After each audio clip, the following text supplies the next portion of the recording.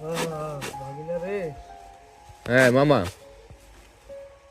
কোন? মানে তো কোথায় চল হ্যাঁ এই যে আমরা দাদার লগে হ্যাঁ এই আলোর গুরু আছিল 51 গে, হ্যাঁ আহারে বুঝলি? আহারে 51 গে আলোর গুরু আছিল, 8টায় থাকতো 61 গে, হ্যাঁ 70টায় 70 গে থাকতো।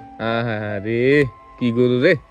এই গরু 6 মাস হাল হইতাম হ্যাঁ একটান, হ্যাঁ 6 মাস হাল হইতাম। হ্যাঁ ওই এররে বাড়ি দিকে যাইতাম, দাদা যাইতো হাজে আই যেতাম যাইতো। হ্যাঁ হ্যাঁ ওই এর আইতে মাঘ মাসে শীতে হ্যাঁ রশি গাছের নিচেতে আমরা হ্যাঁ দাদা এখানে হাঁটতো আর গাছে নিজের মধ্যে রস কেন রস?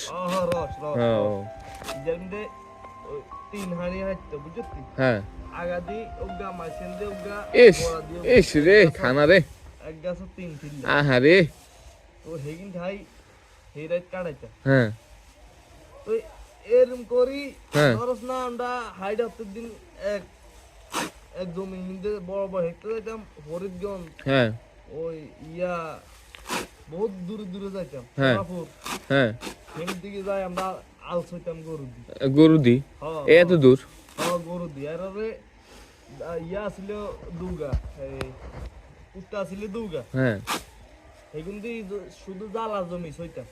আরে কি কাম রে আহারে এমনি কই গেল দিনে কিন অনগার হলাম কি কইতে দিব না কুত্তা হাঁটতো না এলনে এনে এনে দিন যায়।